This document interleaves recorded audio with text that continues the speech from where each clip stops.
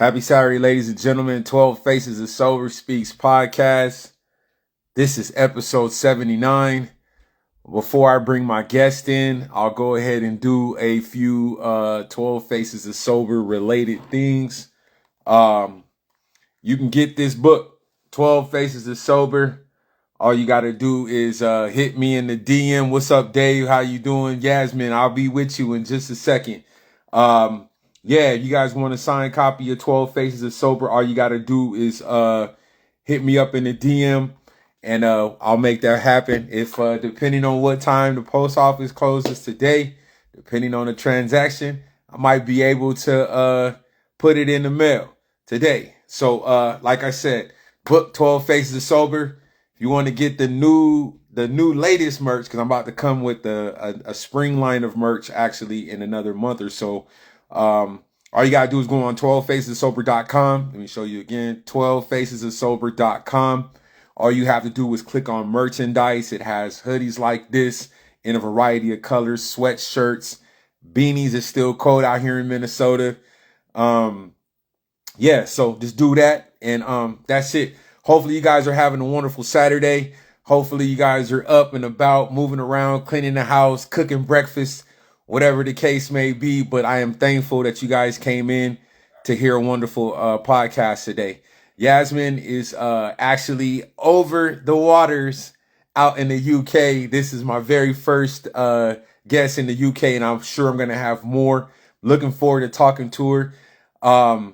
Hopefully I'll be able to understand her because she does have a heavy accent, but I think I can maintain. So let me see if I could add her on to the show. Hey, what's going on, bruh?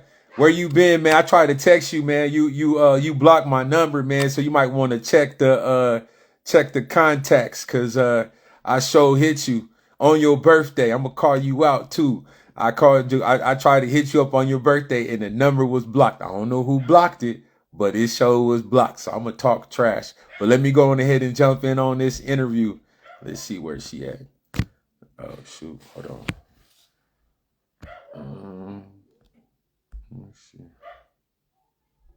Let me see. Send a request. Go live. Let's see if that works. Oh yeah. That's what happens to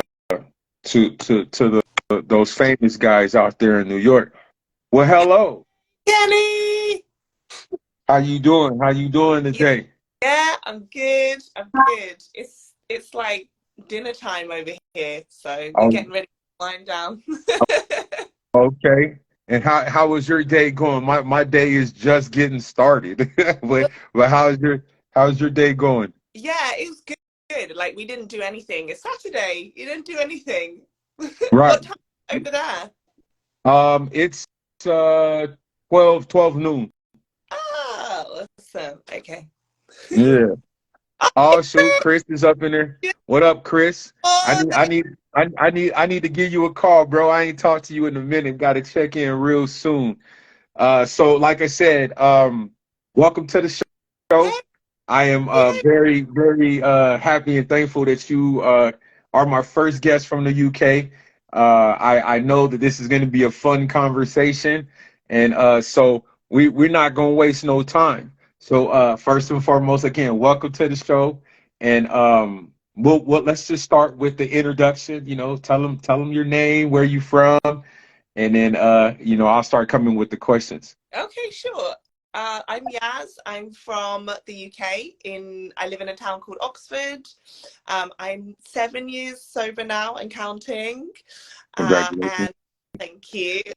And I am really all about like promoting diversity in sober spaces and more inclusion in sober spaces, just from my own experience and experience of other people that I know. So yeah, I think it's all about like community and just like forging a new path, right? Right. And I like how you started that off with the inclusion, because the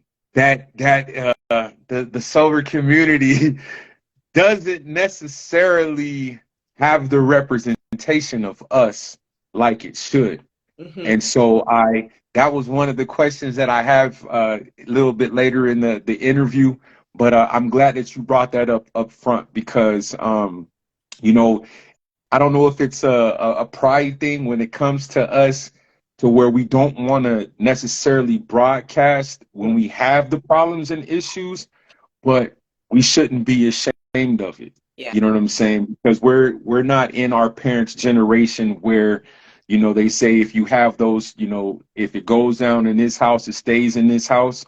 It shouldn't be like that no more because there's a lot of people that are out there that are struggling, that are suffering from addiction, and there needs to be more of us out there that's talking about it, saying, okay, look, we may have made mistakes, but this is how life is now without that substance. Yeah, exactly, Kenny. And that's why I love what you do, because it's like the more that we show up like for ourselves and for our people, then the more other people are going to be like, okay, it's safe for me. It's, it's safe for me to get help. It's safe for me to share my journey. Like, it's safe for me to talk to my family about it, because, when I talked to my family, it was just like complete denial. Don't talk about it. Okay.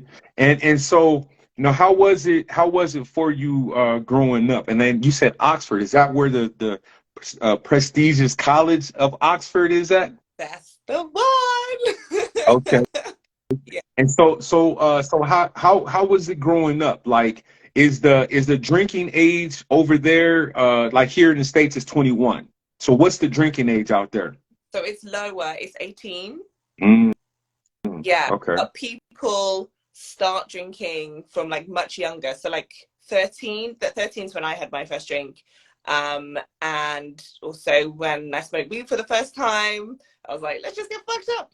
But it's weird because the UK has like a really toxic drinking culture.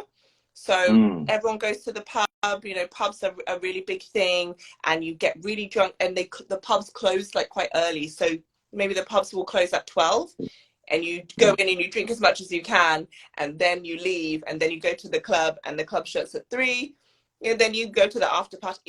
Same everywhere, but it's like there isn't that balance that you're mm, in Europe or whatever. They take their time, they have a few drinks, they relax, they've got the whole evening. But in the UK, it's just like no, and then people can't handle it. It's really toxic.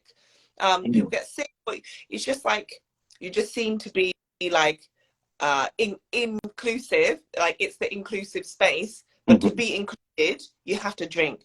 Yeah. mm. So, That's wow. So even despite having the issues with the younger age of drinking, wouldn't you think that they would like try to raise the bar as far as like the drinking age? Because I know that the same way too. Like I started drinking when I was like, well, I had my first drink when I was like 5, but first time I ever got drunk I was 12.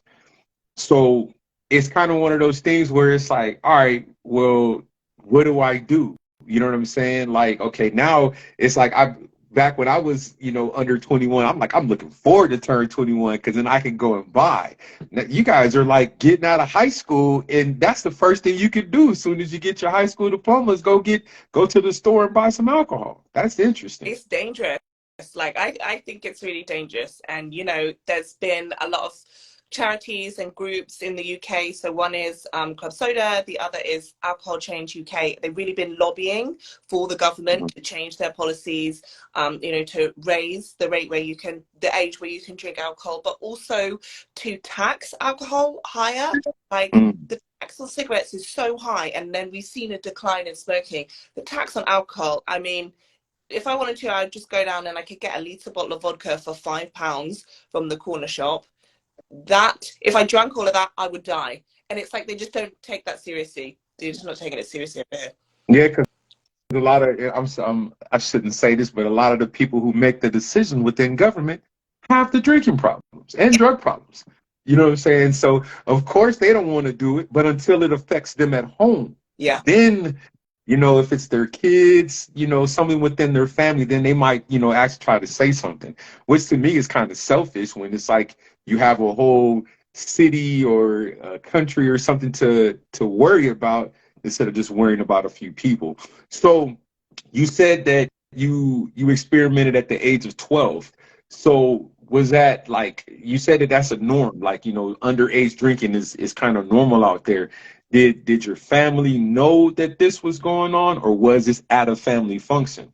So the family didn't know. The family didn't know. It was a friend's party, and so we just, I don't even know where we got the alcohol from. Mm. But I always looked like, because I'm really tall and 6'1", so I always looked older for my age anyway. Like, people thought I was grown when I was like 15, so I could just start buying from when I was 15. But yeah, I started because I wanted to fit in, like, when I was younger, I was actually, before I stopped drinking, I was like quite a follower and not a leader. And that's one of Mm. the blessings that sobriety has given me, is that now I am my own leader. I do what feels right for me, and like, in that process, it inspires other people to, follow themselves, follow their own heart. Don't try and do what everyone else is doing. Mm. um, And so when, okay, your experiment at that young age, when was it, like, you know, did now were the kids at school, like, because I know, like, some of the schools I went to, I went to school in California, but I know that there were times where, like, I had like a free period, so I could go home and then come back to school a little bit later, like an hour later. And I mean, I remember seeing guys in the parking lot smoking weed. Hey, you want to smoke? yeah. Yeah, like, I didn't know any better. So how was that? Like, I mean, because I even when I was in seventh grade, it made major news. Like, they had, what was it? Oh, it was a real big drug bust. What was the drug? Oh, it was like either angel dust, crystal, something. Yeah, this is 12 years old. So that's what I mean. So how was it like for you guys? Were people drinking at school? Like, how was that? I think you have to remember about the area that I was in. Like, first, so I stayed in Oxford, but I've also lived like in other parts of the country. And Mhm. in the UK, for depending on like what other parts of the country you are, there's usually like a drug of choice, or people do things more. In Oxford, it's very, very affluent. So the people there, and it's mainly like white. So the people that have a lot of money, so they can drink loads, but they also like do a little bit of that because they got the cash. Mhm. And then obviously smoke weed. I mean, I think everyone just smokes weed. Not that I do anymore, but it's just Mhm. kind of, I don't know. For some reason, like, I don't think that's as bad. Like, as like, Mhm. if you're doing coke, like, that's a life ruining drug from like, Mhm. producer, supply chain, consumer. Mhm. Wow. Now, so was it, did you ever find yourself getting into any type of trouble stemming from your drinking? I think not when I was a teenager, because I don't know. I just was with my friends, and I was just like hanging out. But I guess past, like, when I think that's when I started going clubbing. So we moved like up to the north of England, and they have like an even stronger drinking culture there. Like, it used to be called like ladette culture, where you're just like, the girls are like encouraged to drink like as hard as the men, and like drink over the men. And so like our pre-drink at college was like, codeine. So like codeine and vodka, cranberry. So you take that together and you get really fucked up, and then you go out, and then you just like flirt with guys, and then they buy you all your, because we didn't have any money, because we were like still at school, and then they just buy you all your drinks. And then there were like so many times that I don't know how I got home. Wow. Yeah, it's tough when you're in that state of drinking. It's like you wake up and you like, wow, okay, how did I get home? But then you're also thankful, like, okay, I might have a couple bumps and bruises, but I made it home. And that's one of those risky behaviors that alcohol can bring to you. Because you said codeine. I'm thinking codeine is supposed to make you sleepy. Isn't that what it does? Yeah, but it Okay. just it messes you up. Like, it's an opiate, isn't it? It's an opiate, really. Mhm. It's a painkiller. So if you take that and you mix it with another depressant, you're just gonna get really messed up. Oh, goodness. Wow. Okay, so now you're in that state of Yeah, Chris people is have got it. Stop. Stop it, Chris. Come on, Prince. Yep, yeah, that's what we call it out. We call it that. We call it lean, or mainly it's more of a popular drug down in like Houston, Texas area type stuff. But Okay. other parts of the country mess with it. I personally never messed with it ever, not even prescribed it because I'm Good. straight. Don't, because you know what? It really fucked my liver up. Excuse me. I don't know if I can swear, but it really messed my No, liver it's okay. really badly. And that's like been one of the alcohol and the codeine. Like, if you want to tank your liver function, that's the way to do it. And I don't think people even realize how bad it is for your body. It's really messed up. Mm. Now, Hey, so Pierre, by the way, did thanks for joining. you did you ever experience? You said you just mentioned your liver, right? So did you have anything like hospital stays related to that? I didn't go to, well, I went to hospital for like injuries that I got like while I was drinking. So a bus knocked me bus knocked me over when I was really drunk, and I was cycling back, and I don't remember anything apart from seeing the bus and then waking up in hospital, and I had like stitches all in the side of my head. And just like loads of other stuff that where I've been in hospital because I've been drinking and blacked out. But the liver function, my liver is just really weak now. Like, I've gone to the doctors and they're like, we don't know the cause of impaired function.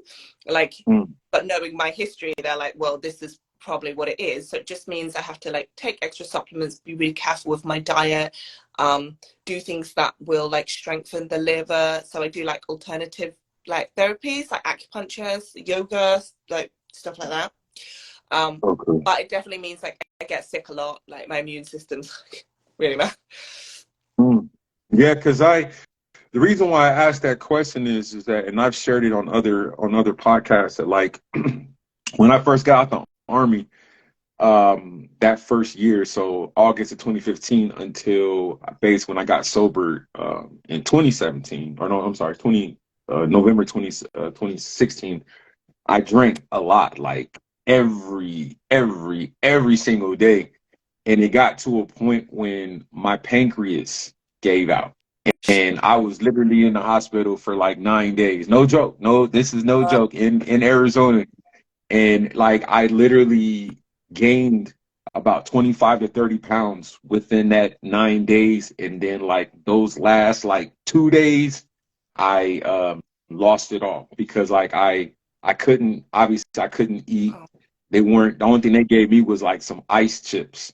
And so it was like, dang, like what am I supposed to, like I'm in a hospital detoxing, basically dang near dying.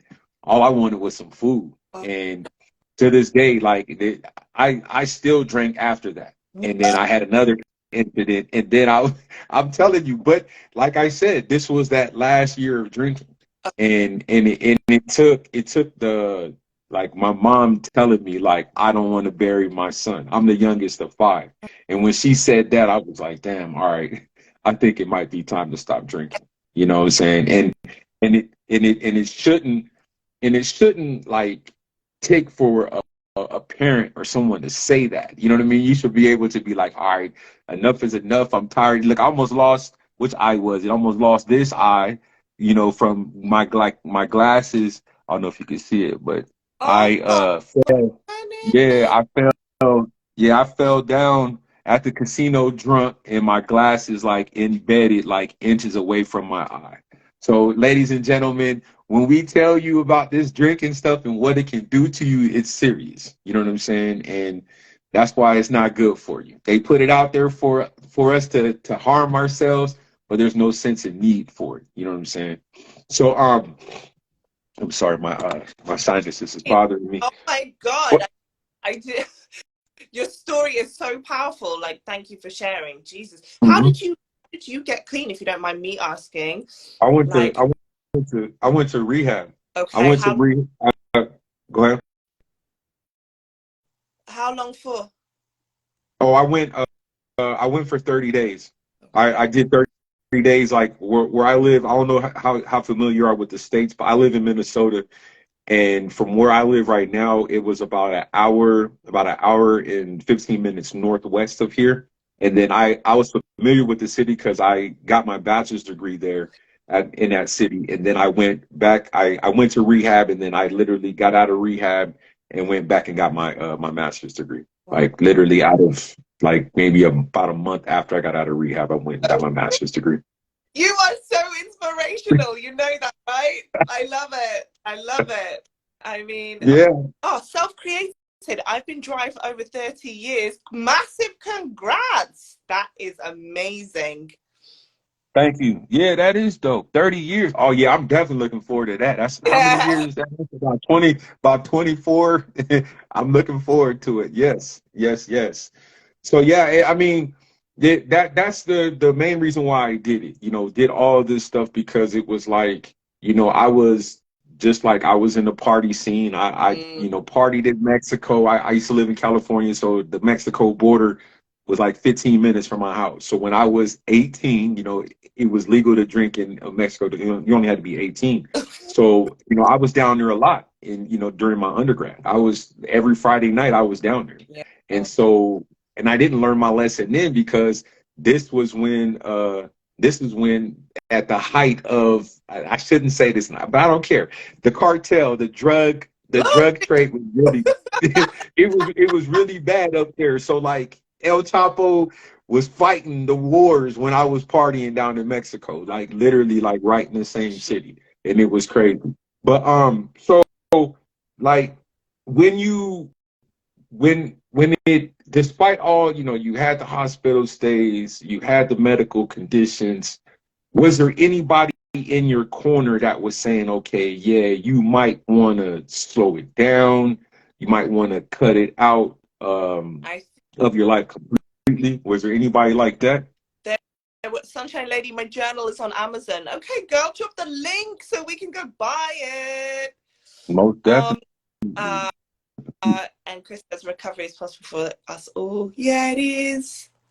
Dave, what happens in Mexico doesn't stay there. We bring it with us. Very true. I'm so sorry. I'm sorry, Kenny. What was it?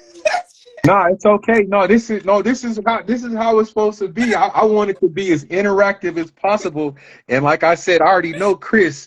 Chris gonna add his things too, and Dave too. So I'm not tripping. Trust me. This is how my podcast need to be going anyway. So yeah, you good. What was the question? It was like once you know you're starting to, you know, find yourself in in the hospital for, you know, alcohol related injuries or whatever. Was there anybody in your, you know, in your corner that was like, hey, yeah, you need to slow it down, or you need to just completely stop it you know, altogether? Yes. So my mother was always like, you need to stop, like but she never said you've got a problem. It was always like, you need to stop, like this is your problem, you need to stop it, like stop embarrassing yourself, just focus on work, like it was my choice, you know, like it was my choice. And so obviously that didn't work. I was like, okay, you don't know what I'm going through, and you also don't understand the addiction, and you don't understand the root of my addiction. Okay. And then I had a few friends again who were like, you know, like you're getting a bit sloppy and you should probably stop. But when you're deep in addiction, I was like, you're boring. Don't tell me what to do. Like, oh my God, girl. Like, you know, some of my friends are having children, so they have to stay at home. And I was like, that's your problem. That's not my problem. So, yeah, for real. I think people tried to tell me, but I didn't hear it. And it's only when I heard it from myself, from my inner voice, where I was like, things have to change. Like I got diagnosed with my heart condition. We will never know the cause of it, but one of the causes is excessive drinking. It could be genetic. I mean, I carry the genes, but it also could have been like exacerbated by the drinking. And that's me for life now. You know, I can't change that. Like when I went into the hospital and the doctor was telling me, well, you know, if you have children, you're going to pass the genes on to your children. If you make it past 5 years, well done, because like not a lot of people do. That was really when like everything got real, and I was like, yeah, I have to change my life. I have to change my life. Okay.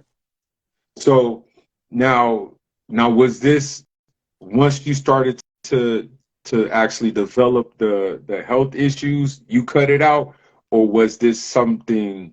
Okay, okay, yeah, Yeah. because that's kind of the same thing too. Is I'm glad you brought that because it's sometimes we don't um, take into consideration some of the health issues that we may carry from our parents. Yeah. You know what I'm saying? Because both my parents have diabetes, and I know that the diabetes affected me a lot more because I was drinking in excess. You know what I'm saying? And then I didn't find out until that I actually had it until I went to rehab. And they're like, yeah, your blood sugars is like super, Oh, super duper high. And it was like, damn, I almost see my dad die because of this. I'm like, yeah, I think I need to go ahead and cut it out. So I got diagnosed November 2016. this, this is so weird because so was I. Why did everything happen in 2016? I feel like that's just like everyone was like some weird shit was going on Yeah. in 2016. Something was in that pond Okay. you was talking about. For real, for real. Yeah, I like I said, because I did. Yeah, 2016 was rough. Like I Yeah. was homeless, Shit. everything. It was like the change of all changes. You know what I'm saying? And then, like I said, I came up here. I was in a homeless shelter for like 47 days in Arizona before I came to Minnesota. And then I went on a binge for like 2 weeks. And then once they had a bed available at the rehab facility, I was gone. And ever since then, I haven't looked back when it comes to actual alcohol. Cassandra, what part of Georgia you in? Because I was just in Georgia like 2 months ago. I was in Stone Mountain. I think it was right before Christmas. I think the week before Christmas, I was out there. Dave Oh, says it's really important to get a health check up once we get clean and sober.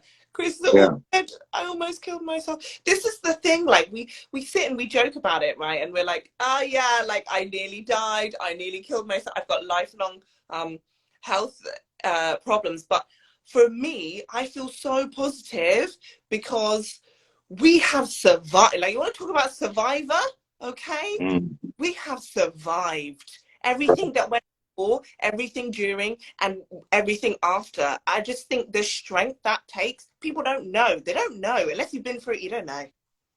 yeah. That is, I agree totally with that because that's the thing is that and it's good too because you know that we're having this conversation because these are health issues that face the Black community, but they don't want to correct it. You know what I'm saying? And then it's like I know you're younger than I. You don't have to reveal your age, but I'm just saying for you to have those type of health issues and to, still be rather young, that's a problem. Yeah. You know what I'm saying? These health issues should be once we get to an a older age. You know That's what what I'm I'm saying? And the hospital and I go for my checkup. It's me and people in their 80s. That's not normal, right? yeah, yeah, because I know a lot of people be looking at me like, man, you got diabetes? How? Right? Like, I'm like that alcohol. You know what I'm saying? I was drinking more alcohol than I was drinking water. You know what I'm saying? So that was all I had in my body was the sugar, and it was nothing to break it down. It's sad, but again, that was the choice that I made. You know what I'm Yeah. saying? And then it magnified or it ignited something that I may not have faced for another 20 years, 20, 30 years. But now, but like I said, you can still correct it though. You can still correct it. You can still, like you said, you keep doing, eating better, getting outside, doing stuff like that can change it. Just because a Yeah. doctor tells you, oh, this is it can be fixed. But if Exactly. if you still abusing your body, guess what? It's gonna get worse. Exactly. Chris, Red Bull and liquor. Jesus. Oh my God. And You also, are Chris already has enough energy. Chris has enough energy as it is, so I could just imagine. Yeah, I could he's just always imagine. in the gym, right? Jesus. Yeah. And so, all right, now, now let me see. Now, now, the the drinking culture, and I know you can't speak for the whole entire country, but the area where you faced, that you spent most of your time drinking. Mm. Does mean, wait a minute. But not for me. But I'll let Kenny take it. Oh, great question. Great question. Great question. Oh my God, answer it. Kenny's gonna answer it. Okay. I'll share a little bit. So in the beginning, in the first like 2-3 years of recovery, absolutely no. Absolutely no. I was like, no, I'm doing me. Like actually dating's like not safe for me. Because I just didn't trust myself. I didn't trust myself in like dating situations. But then when I met my fiance, obviously I was feeling ready to have a relationship. And so yeah, like because I love him and like we dated and we built up that trust. So yes, Dave, sober sex is great, and that's all I'll say on the issue. Oh yeah, yeah. Yes. I'm glad you answered the question. I now let me just say this. I was going through early in my sobriety. I was going through the early stages of a divorce, and so she was in Arizona. I'm here in Minnesota, and I was like, I knew that I didn't want to be in a relationship, and so it was just like, all right, I still want to do my thing, but I was like, I didn't want to be tied down. And so yeah, there was points in my life I'm like, man, am I ever gonna get back out in the dating pool? Because for a while I didn't trust myself. I was regaining the trust within myself. So it was like, I don't trust nobody out here in these streets. So I wasn't doing nothing. But does it? I'm pretty sure depending on your tolerance level, we'll put it like that. We'll answer it in the most political type of way. If you had a tolerance while you was drinking, I'm pretty sure it's a pretty good chance it's going to still be the same way. It's just a matter of, are you going to participate in the risky behavior Yeah. like you did while you were drinking than you would if you're now sober. So you might want to think about laying down with that person over not really caring, but just to get the satisfaction. So that's my answer for it. Because that is definitely a first on the podcast, and I'm not mad, I'm which is not good. Because mad. It's yeah, so that's what I'm saying. Like that's a really good. I mean, because somebody else asked me that question last year, and I can't answer. I was like, and it was a woman, and I was like, I'm not for sure if I can answer that question and how. You know what I'm saying? Like how to address it. She was on my podcast too. Won't say who it was, but I was just like, yo, I was like, did she really ask me this question? And I was like, I said, I'm sorry, but I can't answer it. It's just certain type of questions. But since you put me on the spot, I guess I had to answer it. yeah. But good question though, really good question. Kenny, people need to like. This isn't like the first time people have asked like me questions about that, and I really think we need to, maybe not on this podcast, but like Mhm, we need to actually like talk about relationships and intimacy in the like context of mhm, sobriety, because there are so many good things, but there's also so many things that like you learn about yourself and like ways to communicate with your partner and ways to date that like people aren't talking mhm. about in the sober community. And so it is one of those hurdles. You're like, what do I do? Like, what Okay. do I do? Well, it's you know what? Since she brought it up, I'm gonna ask you this question. Oh, Now, the when you mentioned okay that you took some time and then you met your fiance and everything. Now, did you set a standard in terms of like, okay, I'm not gonna date somebody who drinks, or you know what I mean? Because I that's how I was. I mean, like, and I said it on my last podcast. I did not have a problem if a woman came to my place like and had alcohol in her hand. she could turn around and go home. Now they may have known that I was sober, but then they obviously didn't care. They wanted to have fun, but they wasn't having fun with the expense of alcohol in my presence, because I was early in sobriety. So I was like, nah. I mean, yeah, I want to be intimate with you, but I'm not gonna be sick the next morning, Yeah. or trying to go to the liquor store to give me something to drink, all because you came over here with this alcohol. Exactly. So I had to make those rules early in the game. And then, like I said, I have my own apartment. So I was like, my apartment, my rules. If you don't like it, there's the door.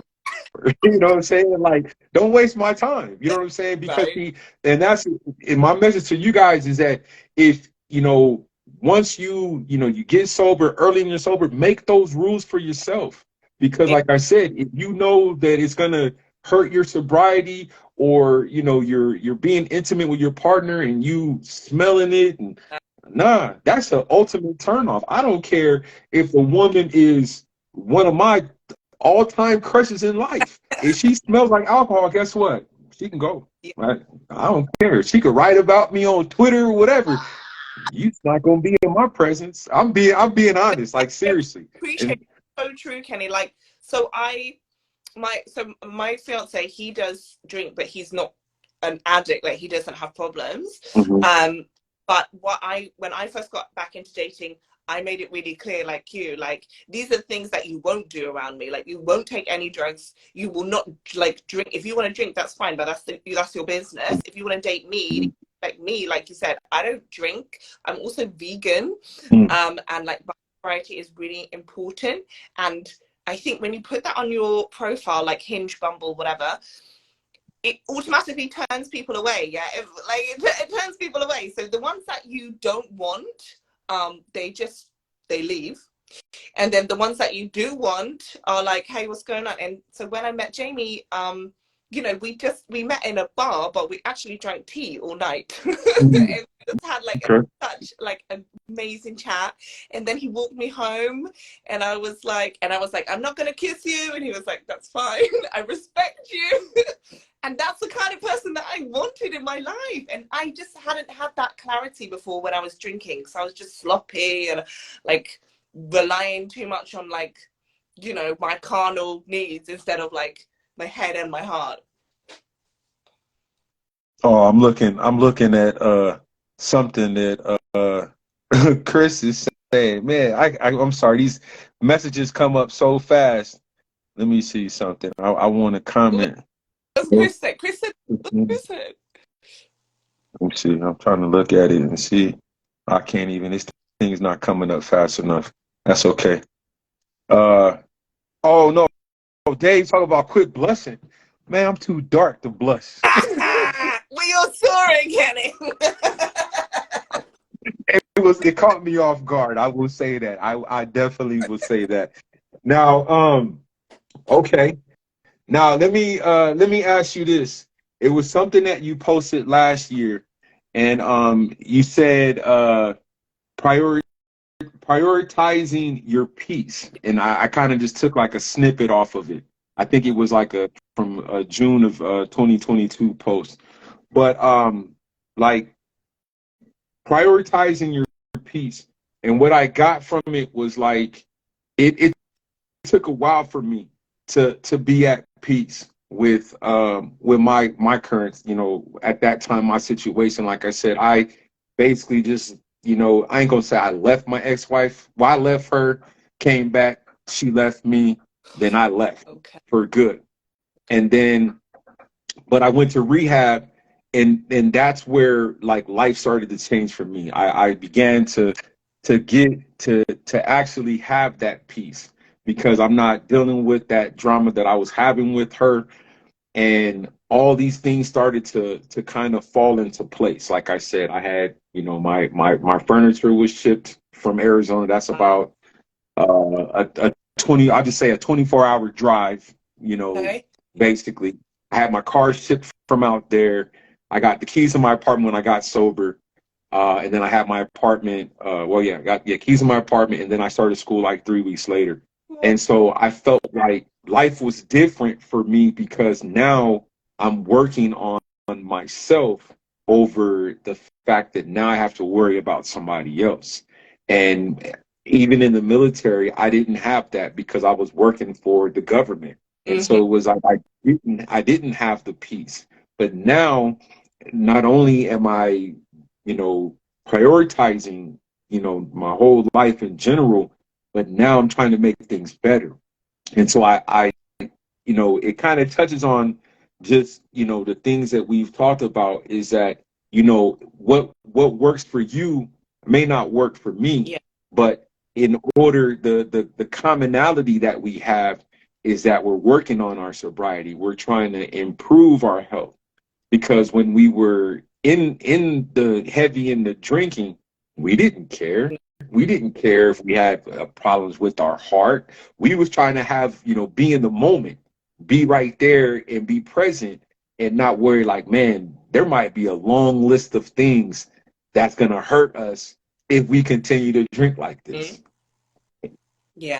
I like that. And then look, I have a necklace that I got from South Africa that means new beginnings. I have to. I don't have it. It's in my car. I always ride with it. Yeah, no, real talk. I'll send both of you guys a picture of that so you can see it. Mm. Sobriety was cool, but definitely love the road of recovery. I go to. Oh, there Yeah. we go. That. Thank you for doing my job, Chris, because we were about to go to that next.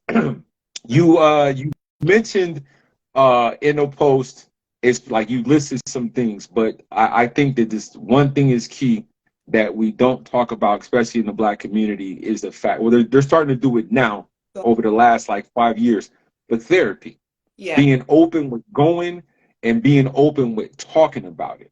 Now, how Mm-hmm. is that for you? I noticed that you did say that in your post that you're in therapy. So how has therapy worked for you? It's been amazing. Like I would recommend it to everyone. I mean, I'll admit, like I was really lucky with my therapist, and I'm so sorry, Sunshine Lady, you're in the final stages of divorce. If you have the resources, you know, therapy is really good. Like, because it's someone that doesn't know you, right? But they're trained. They are trained to understand that this is an issue, right? Mm, This isn't something that you can help. Like there are forces that are going on in your past, your unconscious, that are driving you towards this behavior, and they really help you work that out. So like for me, in my past, you know, that I'm a survivor of childhood abuse, mm, so that really negatively impacted me, and it impacted my self-esteem. I had really low self-esteem, and I drank a lot to like compensate for that. So when I sat down with my therapist, it's like going back to the beginning from someone who's trained to understand, and they're impartial. It's not the family, because the family sometimes can be a bit toxic or whatever, or they're too close to you and they love in different ways that it's not like a trained way that you need. Right.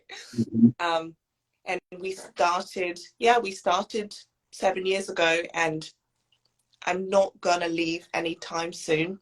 For me, just for me, I've obviously tailored down my sessions. We do it once a month. Sometimes we do it once every 3 months. But it's great to just have someone to check in and be like, how are you doing? Did you feel triggered? Okay, if you did, let's explore that. What's going on? You know? mhm. Yeah, I second that because I I haven't I had a therapist just like here recently, but we just didn't click. And And that's then the therapist, yeah, but the therapist I had before her when I was living in Florida, I loved her, Miss Charlene. Miss Charlene, I love you to death. I really, really, really, really wish that you could be my therapist right now because it, you know, for one, she looked like me. mm, For two, it was like, you know, it felt like a family member, but the information that she was providing me right. was the right information, the information that I needed. And I feel like the therapist I had here, she was just like the whole entire time, just staring at me. And I'm just like, okay, I don't know if she's in shock of what I'm telling her or she's actually, you know what I'm saying? Like in a lot of ways, it didn't feel like she had really anything to say. It's like, oh, okay. well, it looks like our time is done. Like, I was like, wait a minute. So you gonna let me talk the whole 60, the whole hour, and you're not gonna give me like advice, like what I shouldn't do, should do. No. So I just stopped going. I'm still waiting for them to assign me because I requested. I said, please give me a black therapist. Yeah. We don't have any black therapists for the veterans. I said, okay, but they have black therapists in the community, and I want you guys to pay for it. You know what I'm saying? I get full medical, so why not let me choose where to go? You know what I'm saying? I know people don't have the option, but I do. You know what I'm Exactly. saying? So I definitely need to go, but it's just I haven't had a therapy session probably in about 2 or 3 months for sure. And that's the thing, though, there is a shortage of black therapists Mhm. in the UK. I don't know about the US, but in the UK there is definitely, and there are a couple of organizations, Black Minds Matter, where they have a directory of black and Asian, East Asian, Southeast Asian therapists, because Mhm. it is really important to have someone who understands all parts of your journey, right? All parts of who you are and the different things that impact you based on your community. Um, I've had therapists of all different races and all different schools. And the one that worked best for me, funny enough, she's Norwegian. She has biracial children. I'm biracial. So it worked better for me because although she doesn't look like my mother, the experience of raising biracial children and being biracial was something that she could take into her practice, right? And that was really Yeah, because that's all. But to me, is just the understanding of like, the our upbringing can slightly be a little bit different than everybody else's. I'm not taking away from nobody else. mm, I'm just saying that like there's some different things. You know what I'm saying? And like as we mentioned early in the conversation, our certain families weren't talking about drug mm-hmm, addiction or mental health and stuff like that. So it was like, and then I'm realizing like, dang, I was really messed up as a kid. Like I should have been in therapy type. Like, why didn't y'all, how come you didn't put me in therapy? Like, what the heck? You know what I mean? Type stuff. Now, not in now, the community. That's my mum's community. It's Jamaican and very Christian, uh, and they don't uh, they don't they don't believe yeah. in therapy or any of that. It's just like go pray. Yeah. See, that's what I'm saying. Matter of fact, I can say it. My brother was like, man, just pray through it, man. You'll be all right. I'm like, wait a minute, man. Like, you need a little bit more than just prayer to get through some of these things. You need some clarity, some understanding, because I could have been praying the whole entire time I was drinking. Right. You know what I'm saying? So that's the hard part. Now I got another thing from your post. What makes recovery hard work? That you have nothing to take you away from life, right? You just raw dogging life every single day. Mhm. And sometimes that's hard. Sometimes it's amazing. Most times it's amazing, but like, the hard times are hard and it's just you. It's just you and your emotions. And because like you don't have anything to alter your mood state, like sometimes if I'm down I just have to sit and I just have to be down until I work out a way to pass it. And I try and do everything like my diet and the exercise, but sometimes you just feel down, don't you? And you just have to take that time and go, I'm just going to honor myself, because the person that I was when I didn't honor my feelings, I felt worse. I would just go and drink and then I just felt worse the next day. Bayesian, yes, okay. You know what these are Caribbean families are like. Oh, okay. Oh, and then she said something about angry military. I was an angry person when I was drinking, so I understand, and I commend you for your patience with someone who deals with anger issues. I no longer have those issues, but I'm just saying she had mentioned that earlier. Um, That's good. okay, now Pray- let me see. Yeah, my mother wanted me to pray my addictions away. Yeah, I think it's something in our Afro American, Afro Caribbean communities. Mm. Like the power of prayer is real, but sometimes you need extra help. That's it. That is true. Now, why is it important to uplift Black sobriety? Because no one's talking about it. Okay, if we don't help our communities, who's helping? And the answer is no one. Okay, so we have to do it for ourselves. We have to make that space for ourselves. We have to keep these dialogues going so that we all feel like more supported, more visible. We can help more people. Let's not watch our people die. Yeah, that's not the point of the world, right? It's to uplift other people, it's to help other people. Otherwise, what's the point in living? That's what I think. Yeah, because I like that only because, like, when here in the States, there's been times where, and hopefully I don't catch no slack for this, but I'm gonna say it because it seems like when certain drugs hit certain neighborhoods, then that's when it became a problem. Alcohol, crack, all these things that have affected Black and brown communities. They're not trying to really make make changes, within those communities. But then now they lead these national campaigns of how we should stop this. How about we stop all this Yeah. stuff? You know what I'm saying? Don't just focus on one particular drug and not the other, because they're doing the same thing. They're taking people off this earth. Yes. You know what I'm saying? But again, that's why we have to be out here speaking out against it, or just out, period, because we've seen it. You have 7 years. I got a little over 6 years of sobriety. We know what this community looks like. We know what it represents. We know who is catering to. Mm-hmm. We got the same topics, but it's not catering to us. Mm-hmm. But we will change that. We will change it. We're changing it on a regular as it is.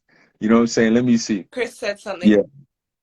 But fentanyl. See, I didn't want to say anything, but that's one of the things here in the States where it's a big problem, but it's been going on for quite some time. So what is is that opioid? Is it pain reliever? What is it? Fentanyl?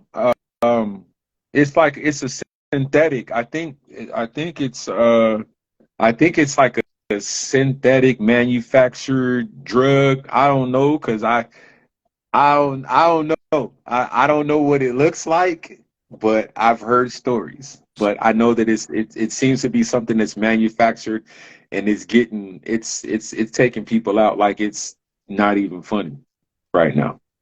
You know what I'm saying? Yeah. And so let me see. Chris said, I have awesome Black recovery group here in Hawaii. Yay, Chris. And slowly growing on social media. Love my peoples. That's really important. That's really important. Yeah, he gave me an invite. I haven't been back to Hawaii since I played in a basketball tournament out there when I was 16. So 90, I think 95, I think is the last time I was out there. Okay. Dave said fentanyl as an opioid has been used in the medical community for decades. Okay. People are getting hooked on that. Is people are getting hooked on that, they're like addicted in America. This is the thing. There are so many medical drugs that you can just get really addicted to. And I think it's, we can't say too much, right? But there's a profit for everyone who suffers. There's a profit. Someone's making a profit. Very much so. Very much so. Now, I noticed a lot of what is it? Like a lot of activities that you participated in out there. Mm-hmm. So are most of those events sober events, or are those just events that you attend and then you just? Because matter of fact, I think some of them was because you had like mocktails, I believe, in some of them. They're all sober. They're all sober events. Yeah, they're all sober. And one of the things that I'm trying to do, and like there's like a little team of people, and we're really trying to do it. And Katie, who runs Black Girls Sober Club, Okay. she's part of the team. And what we really want to do is this October have like a Black Sobriety and Wellness Festival in London, to just like get everyone together and just, I don't know, bring the community, bring the love, like make everyone feel good. So that's something that we're working on, and it's a long-term project, and maybe it won't happen like this year, maybe it'll happen next year, but that is my like aim, is so that we can get some money and we can get like all of the community like in one space, from both sides of the pond, and we can educate people, we can reach out to people, but also show them that you can. Yeah, because I got. Go ahead, Kenny, go ahead. Yeah, because I said I have my passport. Oh, I'm ready to that's what go. I'm saying, Kenny, You know, yeah, for come real. on. Listen, now I did a study abroad in South Africa during this time of me being sober. Yeah, I studied at Nelson Mandela University. Oh my God. 2017 fall You're frozen. spring of 2017. Yeah, I is that yours? Is It's that your phone? Yeah, it's me. I'm sorry. My battery's really low. Oh, it's all good. Look, I got one more question, and then we can cut it. I know how it is in certain countries. Your internet is different, so I don't want to. I don't know how that works. But let's see. Um, on okay, moving forward, Yeah. what is on the horizon for Yaz? Like what is it? I know you just mentioned that you trying to put together something for a black sober collective type thing. So what else do you have on the horizon? So I'm just trying to work on my business at the moment, to be honest. Like Capricorn, I just done like business oriented. So just growing it. I've never built a business before from scratch, which is Okay. just something I not have done when I was drinking.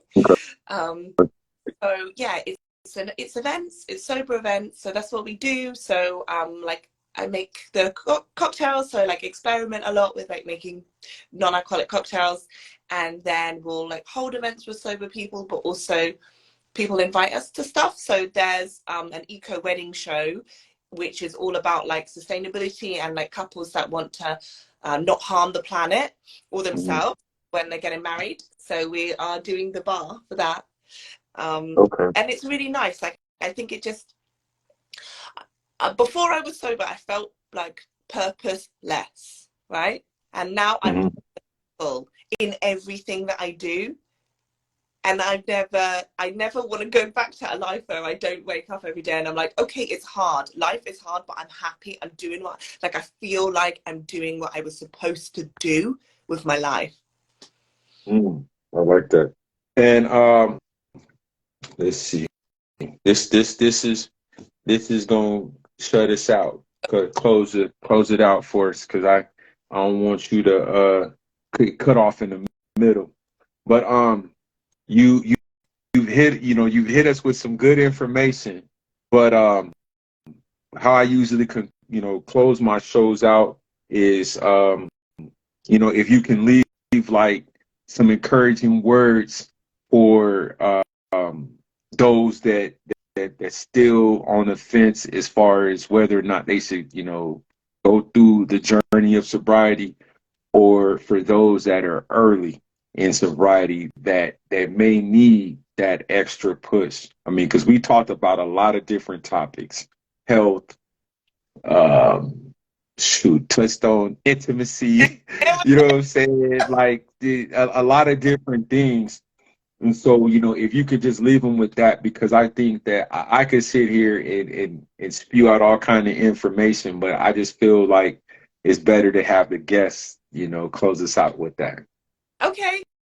Ooh, pressure. I think I would just say that if you're struggling, or if this is early days of sobriety and you're like, this is hard, why am I bothering, or I can't do this, it's like you have to focus on how good you're gonna feel, like how good everything that the drink and the drugs takes from you, right? Your sense of self, your pleasure in life, your ability to feel and experience the joy of being alive.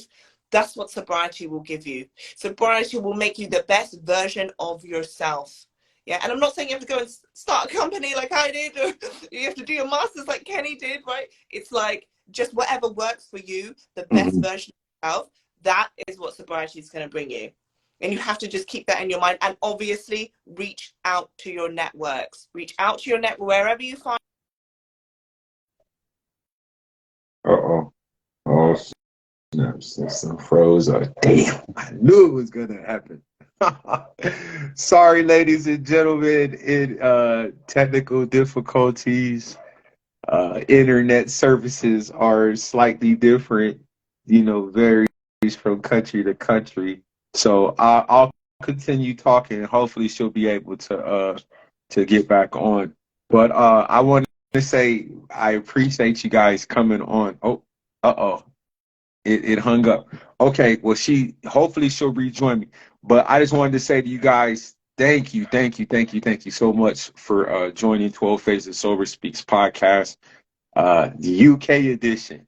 I am super duper happy to have Yas to actually join the show today. It gave it from a different perspective of how, people are in a different country when it comes to drinking.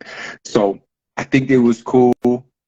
Thank you to everybody who came through, Dave, um, my other bro, my other bro up in here clowning.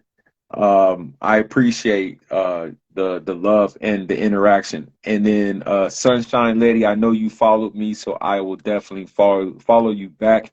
And then Lori be simple me. I will follow you once I get off of here. I know you had added me. I think it was yesterday's podcast. But this is what it's. Oh, let me see. I am on my. Oh, okay. Battery died. Oh, okay. No, hey, Lori, you can go back and hit it from what's it called? You can hit it from the beginning because it definitely was funny. Hold on, I'll add you because I want you to finish it out. Let me see. Go live.